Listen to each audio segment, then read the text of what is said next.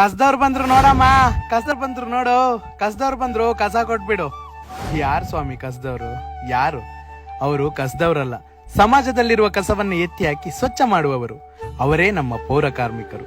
ನಗರದಲ್ಲಿ ಎಷ್ಟೇ ಕಸವಿರಲಿ, ಪ್ರತಿನಿತ್ಯ ಬೆಳಗ್ಗೆ ಬೇಗನೆ ಎದ್ದು ಪ್ರತಿ ರಸ್ತೆಯಲ್ಲಿರುವ ಕಸವನ್ನು ಕಲೆ ಹಾಕಿ, ಪ್ರತಿ ಮನೆಯಲ್ಲಿರುವ ಕಸವನ್ನು ಕಲೆ ಹಾಕಿ ನಗರದ ಸ್ವಚ್ಛತೆ ಕಾಪಾಡುವಲ್ಲಿ ನಿರಂತರ ಸೇವೆಯನ್ನು ಸಲ್ಲಿಸುತ್ತಾ ಇರುವವರು ನಮ್ಮ ಪೌರ ಕಾರ್ಮಿಕರು. ಕಸ ಅಂದ್ರೆ ಏನ್ ಸುಗಂಧ ಬೀರುತ್ತಾ? ಇಲ್ವೇ ಇಲ್ಲ. ಅದೆಷ್ಟೇ ಕೆಟ್ಟ ವಾಸನೆ ಇದ್ದರೂ, ಕೊಳೆತು ನಾರುತ್ತಿದ್ದರೂ ಯಾವುದಕ್ಕೂ ಅಸಹ್ಯ ಪಡದೆ ಕಾಯಕವೇ ಕೈಲಾಸ ಎನ್ನುವ ತತ್ವಕ್ಕೆ ತಕ್ಕಬದ್ಧವಾಗಿ ನಿರಂತರವಾಗಿ ದುಡಿಯುತ್ತಾ ಇರುವವರು. ಎಷ್ಟೋ ನಾಗರಿಕರು ವಿದ್ಯಾವಂತರಾಗಿದ್ದರೂ ಸಹ ಇವರನ್ನು ಕೀಳಾಗಿ ಕಾಣುತ್ತಾರೆ ಅನ್ನೋದು ಒಂದು ರೀತಿಯ ವಿಪರ್ಯಾಸ, ಬೇಸರಿ. ಎಂತಹ ದೊಡ್ಡ ದೊಡ್ಡ ಕಾರ್ಯಕ್ರಮಗಳು ಜರುಗಿದರೂ ಆ ಜಾಗವನ್ನು ಮಾರನೇ ದಿನ ಮತ್ತೆ ಸ್ವಚ್ಛವಾಗಿಡಲು ನಮ್ಮ ಪೌರ ಕಾರ್ಮಿಕರಿಂದ ಮಾತ್ರ ಸಾಧ್ಯ. ಜನರಿಗೆ ತಾವು ತಿಂದ ಕಸವನ್ನು ಕಸದ ಬುಟ್ಟಿಗೆ ಹಾಕಿ ಅಂತ 1000 ಬಾರಿ ಹೇಳಿ 1000 ಫಲಕಗಳನ್ನು ಹಾಕಿದ್ದರೂ ಜನಕ್ಕೆ ಆ ಕೆಲಸ ಮಾತ್ರ ಕಷ್ಟ ಸಾಧ್ಯ.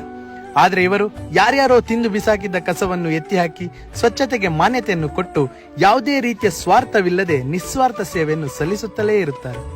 ಇವರಿಗೆ ಅತೀವವಾದ ಗೌರವವನ್ನು ಕೊಡಬೇಕಾದದ್ದು ನಾಗರಿಕರಾದ ನಮ್ಮೆಲ್ಲರ ಕರ್ತವ್ಯ. ದೇಶದ ಭದ್ರತೆಗೆ ಇರುವ ನಮ್ಮ ಆ ಸೈನಿಕರು ಹೇಗೋ, ದೇಶದ ಸ್ವಚ್ಛತೆಗೆ ಇರುವ ಇವರು ನಮ್ಮ ಸ್ಥಳೀಯ ಸೈನಿಕರು. ಅವರೇ ನಮ್ಮ ಪೌರ ಕಾರ್ಮಿಕರು. ಇವಾಗಾದ್ರೂ ಗೊತ್ತಾಯ್ತಲ್ಲ ಕಸ್ದವ್ರು ಯಾರು ಅಂತ.